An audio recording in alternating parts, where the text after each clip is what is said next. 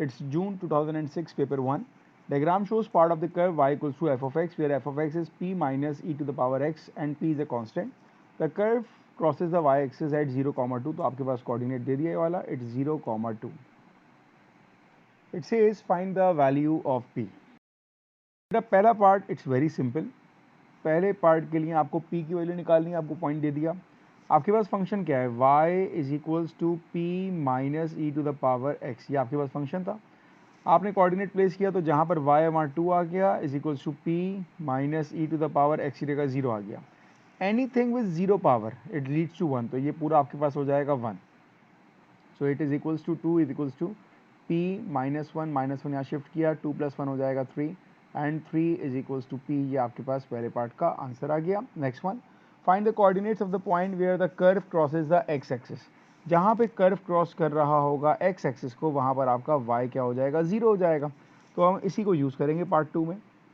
Part 2 में आपके पास curve की इक्वेशन क्या है, y is equals to p minus e power x था, p की जगह आ जाएगा 3 minus e to the power x. अब आपने सिंपल क्या किया, y की जगह 0 प्लेस किया, 0 equals to 3 minus e to the power x, e to the power x is equals to 3. आपको कोऑर्डिनेट्स चाहिए, that means we need to find the value for x here. For that part we need to apply ln on both sides. Exponential को ln cancel करेगा, x जो है वो पहले आ जाएगा, it will be x ln e is equals to ln 3. ln e आपके पास होता है 1, so x is equals to ln 3. आपको फाइनल आंसर देना है कोऑर्डिनेट्स की फॉर्म में, तो आपका x हो जाएगा ln 3 और आपका y हो जाएगा 0. चाहे ln 3 लिखें, चाहे आप इसकी डेसिमल वैल्यू प्लेस कर दें, दोनों आंसर्स आपके सही काउंट किए जाएंगे. तो ये आपका आंसर आ गया for second part. Alright, for third part copy the diagram above and on it sketch the graph of y equals to f inverse of x. चलें जी, अब पार्ट 3 के लिए आपको क्या पता होना चाहिए, आपको ये पता होना चाहिए कि अगर आपके पास एक ग्राफ f(x) का है और एक ग्राफ f इनवर्स x का होता है, तो बेसिकली ये हमारे पास रिफ्लेक्शन होती है, reflection across y is equals to x. y equals to x का मतलब क्या होता है, इसका मतलब ये होता है कि मान लीजिए कोई एक पॉइंट है आपके पास, एग्जाम्पल कोई एक पॉइंट है आपके पास 2, 4, तो ये आफ्टर रिफ्लेक्शन हो जाएगा हमारे पास 4, 2. तो हम x y की पोजीशन स्वैप कर देते हैं. तो अब आपके पास पॉइंट्स क्या हैं, देखें.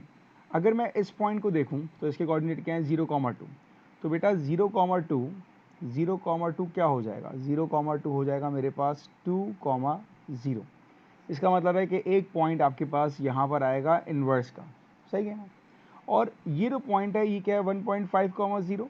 तो 1.5, 0 कहाँ जाएगा, ये जाएगा 0, 1.5. अब जो आपके पास ये वाले पॉइंट्स आए ना, इनको हम ग्राफ पे मार्क करेंगे. उसको मैं रेड से मार्क करता हूँ ताकि हमें समझने में आसानी हो. तो एक पॉइंट आ गया मेरे पास 2, 0.